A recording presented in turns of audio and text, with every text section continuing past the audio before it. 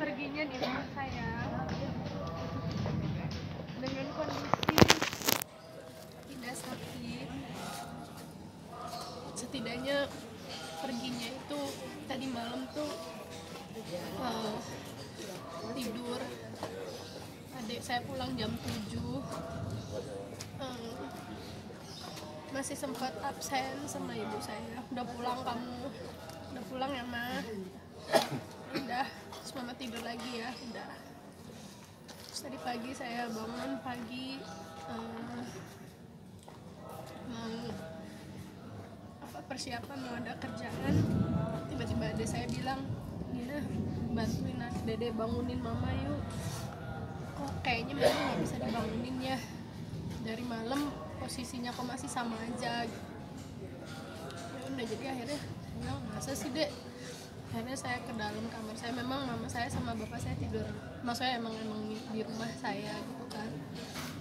Terus ya udah, pas lagi saya cek memang udah dingin dan udah kaku ya, jadi sempet kaget sih, karena maksudnya nggak tahu mesti apa, mesti gimana nya gitu. Dan emang nggak lagi sakit ya, jadi nggak dibawa ke rumah sakit. Memang tadi pagi akhirnya kepikirannya gitu, ini langkah pertama apa ya gitu, karena saya udah melihat udah kaku gitu, karena saya gerakin badannya juga, tangannya juga udah dingin semuanya.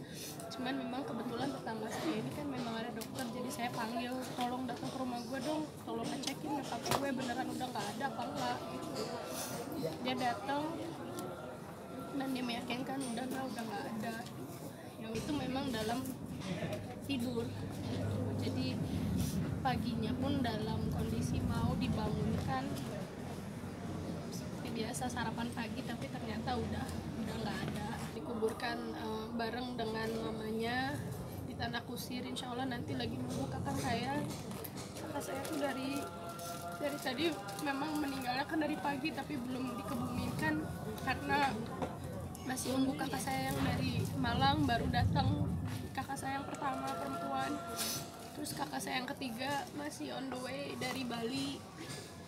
Dan insya Allah nanti begitu udah sampai kita sholatkan, habis itu baru dikubur insya Allah. Sempat ya, tapi lebih ke bapak saya sih mungkin ya. Memang udah dari berapa hari ini tuh lagi kangen banget sama mama, dan memang mama tuh dalam kondisinya lagi seneng jalan-jalan. Baru hari Minggu kemarin ini pulang dari luar kota jalan-jalan, tapi dari hari apa itu bapak saya udah nanyain terus, mama di mana sih, mama lagi ngapain sih, dia mau ketemu dong. Jadi ya udah, kondisi terakhirnya itu sih. Jadi lagi seneng habis pulang jalan-jalan, sehat insya Allah. Nggak, kalau sayanya juga nggak, saya sih nggak ada firasat, nggak ada apa, cuman saya cukup lega dan insya Allah ikhlasnya karena apa, perginya tuh di rumah saya gitu. Memang mula, terus memang juga sempat pernah kena stroke, tapi udah lama. Jadi stroke terakhir itu sehat sih, enggak dalam kondisi, maksudnya kita juga bukan kondisi lagi mama di rumah sakit ya. Insya Allah ini yang namanya mungkin husnul khotimah ya. dia lagi sering sama saya ya, karena kan Irina juga lagi syuting, jadi setiap hari di rumah sama saya sama anak-anak.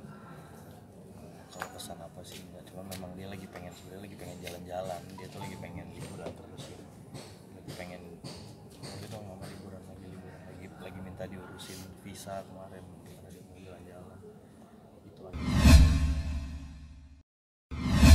Ya, teman saya rata-rata perempuan sih. Teman doang, nggak lebih. Ayo. Teman-teman lu gimana Chris hari ini? Happy.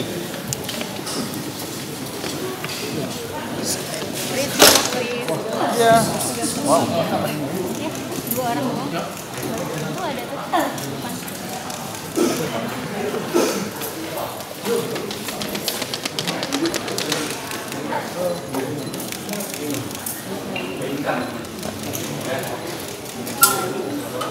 Yuk.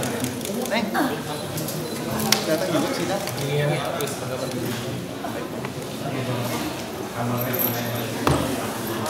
Kecil itu, teman kecil. Jadi gua nggak tahu sih kalau dia ternyata berkecimpung di dunia hiburan juga gitu. Karena lihat kasus ini ya dia coba untuk kontak mama lalu memberi dukungan ke sini. Teman kecil itu dari Kalimantan. Udah berapa lama nggak ketemu? Udah lama dari lulus sekolah ya, dari lulus sekolah kan udah fokus casting. Makanya gue miris banget ya sama apa dunia hiburan saat ini gitu. Dulu tuh gue sampai casting, jadi model, naik motor, hujan-hujanan, terus sampai tempat syuting dicuekin, disuruh pulang. Pokoknya gue diperlakukan tidak baik deh dulu ya. Tapi sekarang orang mau jadi artis tinggal bikin sensasi aja bisa jadi artis gitu. Miris gue sebenarnya sama dunia hiburan saat ini. Kayaknya lu kalau mau booming, lu ribut aja sama artis gitu. Lu mau booming, ya lu fitnah aja orang, fitnah ini. Udah lu jadi artis deh. Undangan bintang tamu banyak. Dulu kan zaman dulu itu talk show tuh sedikit banget ya. Yang gue inget nih Dorce Show zaman dulu. Dorce Show. Terus game show juga sedikit kayak misalnya Siapa Berani gitu kan. Siapa Berani. Sekarang talk show di mana-mana, media di mana-mana. Jadi orang mau jadi artis tuh gampang banget sih sekarang.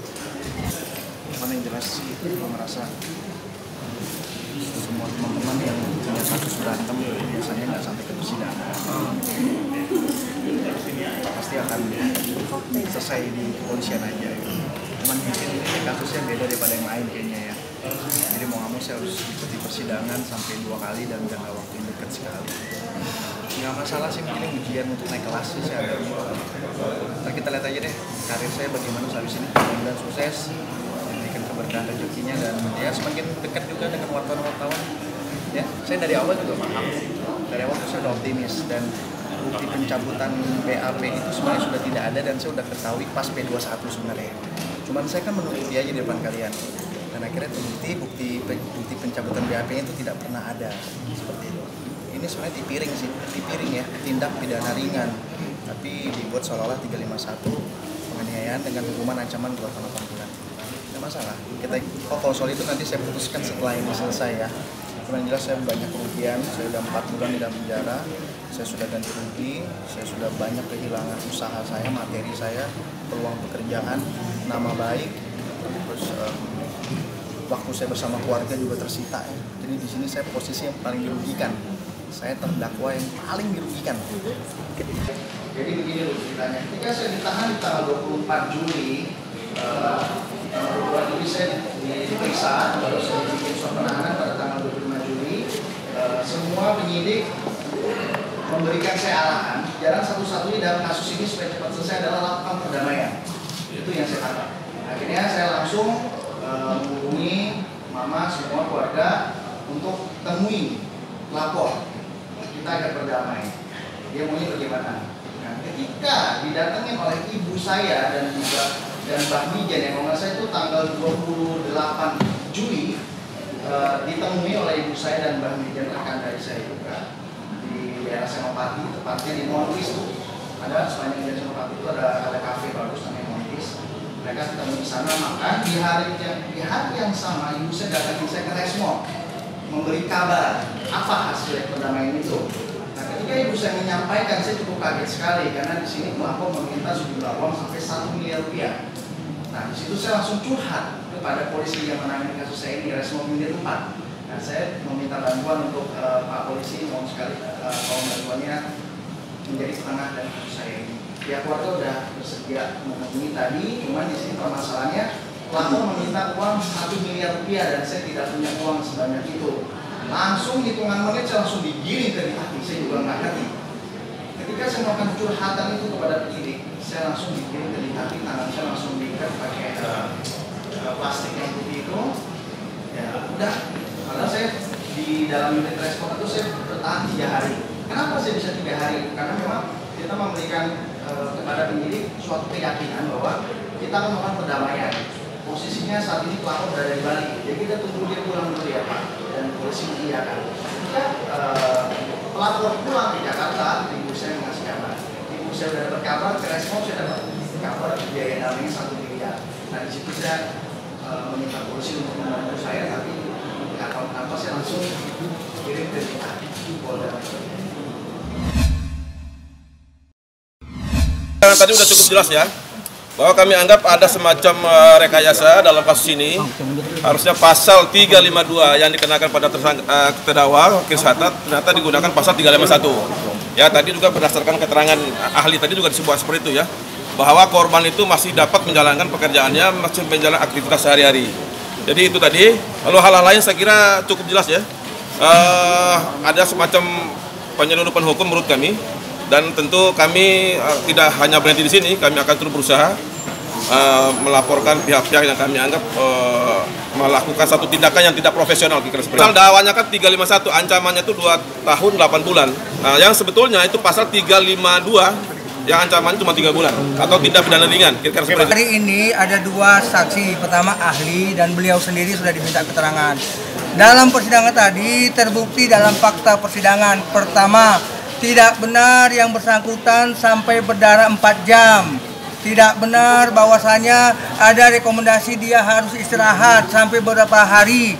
Sehingga sebenarnya secara visum yang keluar adalah yang bersangkutan tidak terhalang melakukan kegiatan profesi. Sehingga menurut hukum itu adalah pasal 352 atau penganiayaan ringan yang ancamannya maksimal 3 bulan.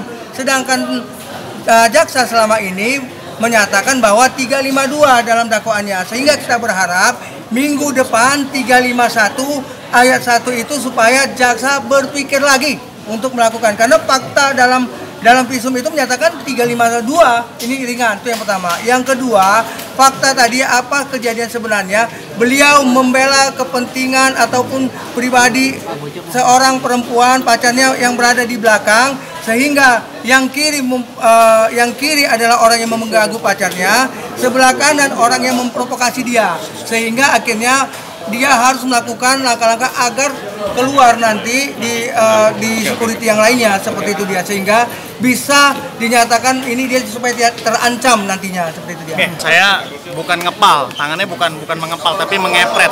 Nah, yang mengepret. Tangan terbuka, jarinya terbuka. Soal deviasi hidung itu gimana, Chris? Itu saksi ahli yang bisa menjelaskan. Udah ya? Termasuk juga tadi sidang lo gimana, Chris? Hah? Selesai nih. Sidang lo Berkepanjangan terus. Iya, masih berkepanjangan. Udah biasa. Kemarin juga gitu.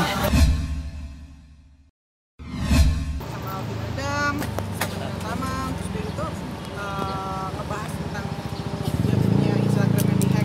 Tapi pas sampai rumah ternyata malam-malam aku nggak ada gitu loh. Nah terus dia tuh aku mikir, aku langsung telepon Angkopin kan, panggilan aku Alvinanya bilang, Angkop lo Instagram aku hilang ya. Terus dia tuh udah ngobrol juga sama Sabrina. Nah Sabrina bilang apakah kita mikir apa karena aku posting sesuatu gitu kan. Tapi kalau dia posting sesuatu, nyari aku dapat DM dapat WhatsApp di grup dari temen aku, katanya ada DM dia, katanya minta uang transferan. Nah jadi aku pikir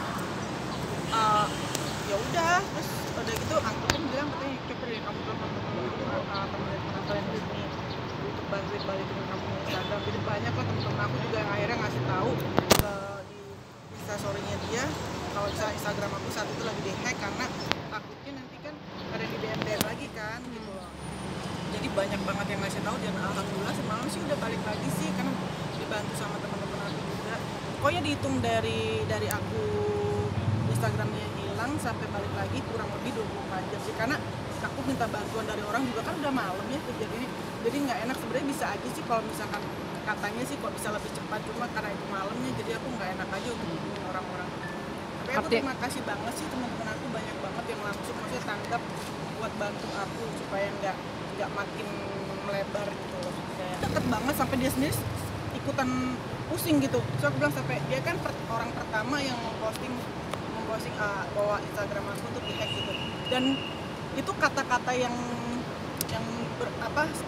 menyebar itu adalah kata-kata yang dia bikin. Aku bilang, kayaknya lu mending copy paste deh, kayak gue lagi pusing buat bikin kata-kata itu. Akhirnya dia yang copy paste ke aku, cuma bilang ke teman-teman aku, sahabat-sahabat aku, intinya seperti ini, selebihnya kata-kata kalian nggak apa-apa, yang penting mau memberitahukan bahwa Instagram aku saat ini lagi hilang, aku bilang gitu. Jadi ya alhamdulillah sih teman-teman aku minta tolong mereka langsung segera membantu. Dan yang ikutan stres bukan cuma aku doang, Sabrina juga ikutan stres juga. Pusing gini gimana ya, gini udah kayak tidur tetap nggak bisa WhatsAppan lagi kayak gitu. Mas Dedi juga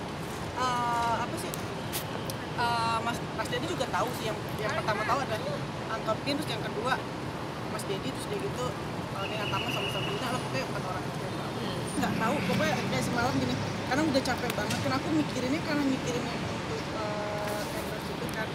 Jadi pas setelah Instagram gue balik, yang penting Instagram gue balik deh, udah gitu aja mikirnya sih. Sebenarnya sih kemarin agak sedikit tenang ya, nggak pakai sosmed karena nggak ribet banget. Jadi aku sih gini, kenapa aku kemarin agak sedikit khawatir dan stres, karena aku di situ aku harus memposting kayak endorse atau apa. Jadi kayak aku punya beban sendiri di aku gitu, kayak punya hutang gitu kan ke mereka. Jadi kalau misalkan tidak sampai ada, kalau misalkan Instagram aku nggak balik, kan aku tuh bingung kan gimana gitu, karena jadi kayak ada utang sendiri aku ke mereka gitu. Jadi sebenarnya aku lebih khawatirnya di situnya juga sih, dan juga kalau misalnya nggak balik amit-amit gitu ya foto-foto yang ada di sana gitu. Gunakannya cuma ada orang yang menggunakan nama aku bikin akun baru. Tapi akun itu tidak disalahgunakan untuk misalnya minta transfer apa segala macam, dagang. Aku nggak tahu ya. Cuma setelah Instagram aku balik, aku akhirnya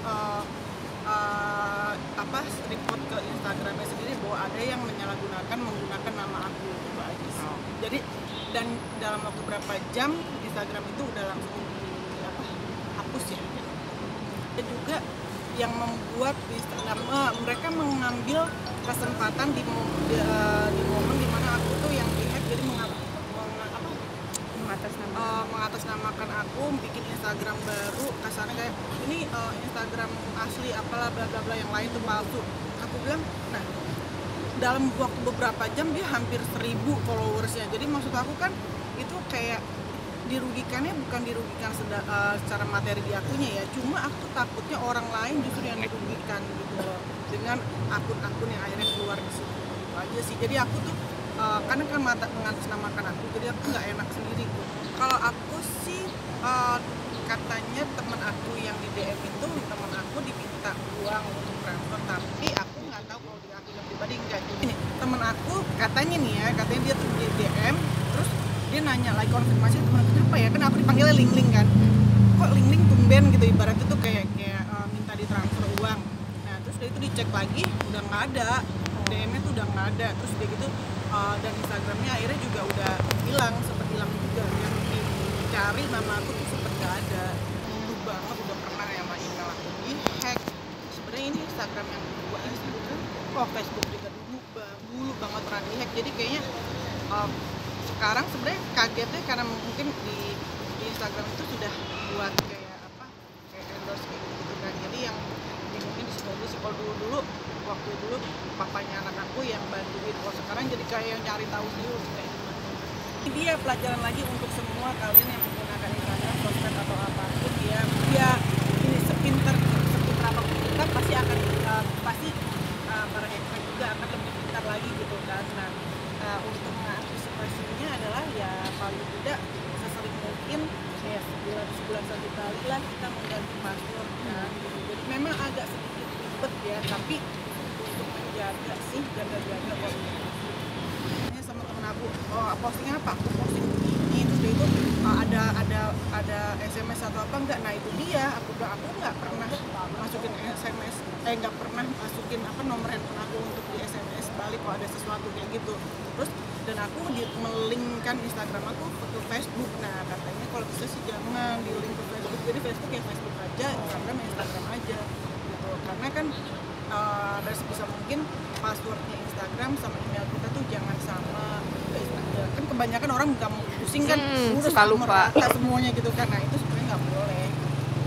Nggak mungkin dirimu Dari kejadian ini aku belajar bahwa memang harus lebih hati-hati, karena waktu itu aku nggak pakai 2 kali untuk apalah kayak gitu-gitu. Jadi kalau misalkan pemberitahuan, kalau misalkan ada yang mau login ke Instagram aku kan di SMS gitu kan. Nah aku tuh nggak masukin itunya. Nah itu mungkin kesalahan di aku juga. Nah sekarang setelah Instagram balik lagi, aku benerin semuanya gitu. Jadi kayaknya untuk pelajaran untuk aku juga untuk lebih hati-hati dalam kayak memposting apapun, atau kalau misalkan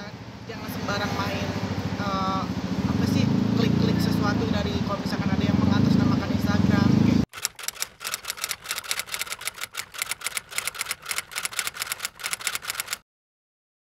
Jadi jangan lupa untuk subscribe Cumi Cumi. Ditekan ya tombol lonceng merahnya.